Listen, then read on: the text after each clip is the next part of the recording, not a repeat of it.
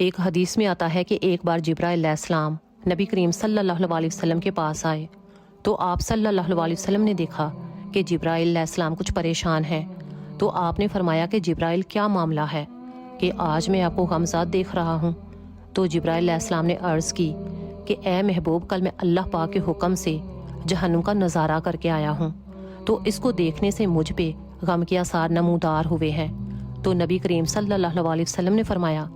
کہ جبرائیل مجھے بھی جہنم کے حالات بتاؤ۔ تو جبرائیل علیہ السلام نے عرض کی کہ جہنم کے کل 7 درجے ہیں،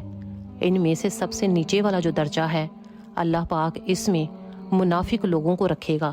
اور اس سے اوپر والے 6 درجے میں اللہ تعالیٰ مشرک لوگوں کو ڈالے گا، اور اس سے اوپر والے 5ویں درجے میں اللہ تعالیٰ سورج اور چاند کی پرستش کرنے والوں کو ڈالے گا، اور 4تھے درجے میں اللہ تعالیٰ آتش پرست لوگوں کو ڈالے گا، اور تیسرے درجے میں اللہ پاک یہود کو ڈالے گا، اور دوسرے درجے میں اللہ تعالیٰ عیسائیوں کو ڈالے گا۔ اور یہ کہہ کر جبرائیل علیہ السلام خاموش ہو گئے۔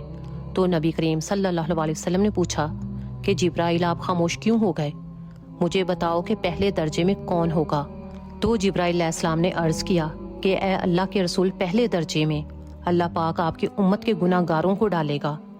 جب نبی کریم صلی اللہ علیہ وسلم نے یہ سنا کہ میری امت کو بھی جہنم میں ڈالا جائے گا، تو آپ صلی اللہ علیہ وسلم بے حد غمگین ہوئے، اور آپ نے اللہ کے حضور دعائیں کرنا شروع کی کہ آپ نے 3 دن ایسے گزارے کہ اللہ کے محبوب مسجد میں نماز پڑھنے کے لیے تشریف لاتے تو نماز پڑھ کر حجرے میں تشریف لے جاتے، اور دروازہ بند کر کے اللہ کے حضور رو رو کر فریاد کرتے۔ اور دیکھیں کہ ہمارے نبی اپنی امت کے لیے کتنا روئے، اور آج آپ کیا کر رہے ہیں۔